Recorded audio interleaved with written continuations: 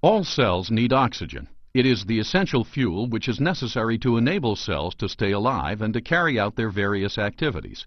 Bringing oxygen to the cells requires the uptake of oxygen from the air in the lungs, its transportation in the blood, and its delivery to cells all over the body. The first step is the taking up of oxygen by blood flowing through fine capillaries in the walls of the lungs' air sacs, or alveoli. The oxygen molecules change from their state as a gas freely circulating in the air, dissolving into a solution in the plasma within the capillaries of the alveoli. Once in the solution of the blood, 98% of this dissolved oxygen is taken up by passing red cells, leaving just 2% remaining in the physical solution unattached. Red cells are particularly well suited to transporting oxygen because they contain a special oxygen-binding protein known as hemoglobin.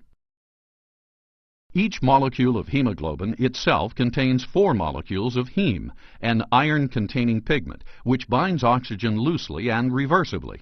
Hemoglobin that is fully saturated with oxygen is bright red and is called oxyhemoglobin.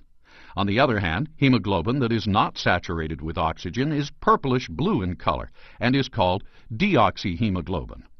It is heme which makes it possible for the red cells to pick up oxygen dissolved in the blood, transport it combined with hemoglobin, and release it back into the blood as oxygen in solution, ready for delivery to the various cells of the body.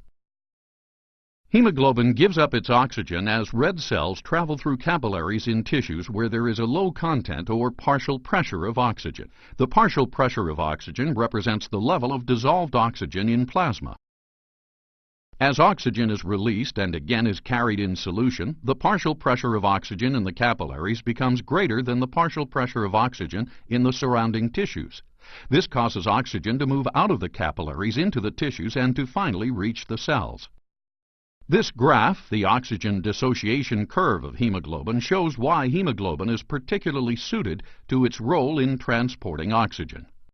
The oxygen dissociation curve demonstrates the relationship between the oxygen carried in combination with hemoglobin, the O2 saturation, and the partial pressure of oxygen in the arterial blood.